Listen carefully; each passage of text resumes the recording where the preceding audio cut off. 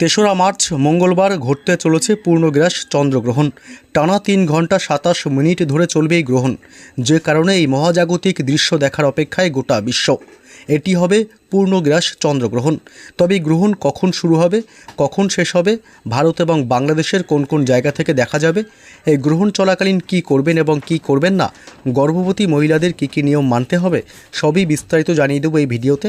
বিস্তারিত জানতে ভিডিওটি অবশ্যই শেষ পর্যন্ত দেখবেন এবং পরবর্তী নতুন আপডেটগুলি পেতে আমাদের চ্যানেলটি সাবস্ক্রাইব করে আমাদের সঙ্গে থাকবেন।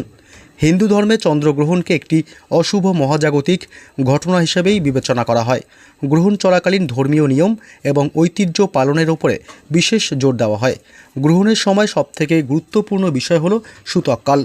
এবছরের প্রথম চন্দ্রগ্রহণ ঘটতে চলেছে 3রা মার্চ ফাল্গুন মাসের পূর্ণিমা তিথিতে। এটি হতে চলেছে বছরের সবচেয়ে বড় চন্দ্রগ্রহণ, যার স্থায়িত্ব হবে 3 ঘন্টা 27 মিনিট ধরে। এই গ্রহণ সিংহরাশি এবং পূর্ব ফাল্গুনী নক্ষত্রে লাগবে। যেহেতু এই গ্রহণ ভারত থেকে দেখা যাবে, তাই এর সূতককালও এদেশে মান্য হবে। সূর্যগ্রহণ শুরুর 12 ঘন্টা আগে থেকেই সূতক কার্যকর হয় এবং চন্দ্রগ্রহণের ক্ষেত্রে 3 প্রহর অর্থাৎ 9 ঘন্টা আগে থেকেই সূতককাল শুরু হয়ে যায়। গ্রহণ শেষ হওয়ার সঙ্গে সঙ্গেই এই সূতককালও সমাপ্ত হয়। সূতককালে বেশ কিছু কাজ করা শাস্ত্রীয়ভাবে নিষিদ্ধ রয়েছে। কি করবেন আর কি করবেন না গ্রহণ চলাকালীন জেনে নিন। এই সময় পুজোপাঠ, হোমযজ্ঞ বা কোনো প্রকার মাঙ্গলিক বা শুভ কাজ করা যায় না। দ্বিতীয়ত, বিবাহ, গৃহপ্রবেশের মতো শুভ অনুষ্ঠান এই সময়ে একেবারেই করা উচিত নয়। তৃতীয়ত, সূতক চলাকালীন খাবার তৈরি করা বা খাবার খাওয়া নিষিদ্ধ বলেই মনে করা হয়। চতুর্থত, স্পর্শ ও দেবমূর্তি। এই সময় দেবদেবীর মূর্তি বা তুলসী গাছ স্পর্শ করা উচিত নয়। পঞ্চমত, গর্ভবতী মহিলাদের সতর্কতা।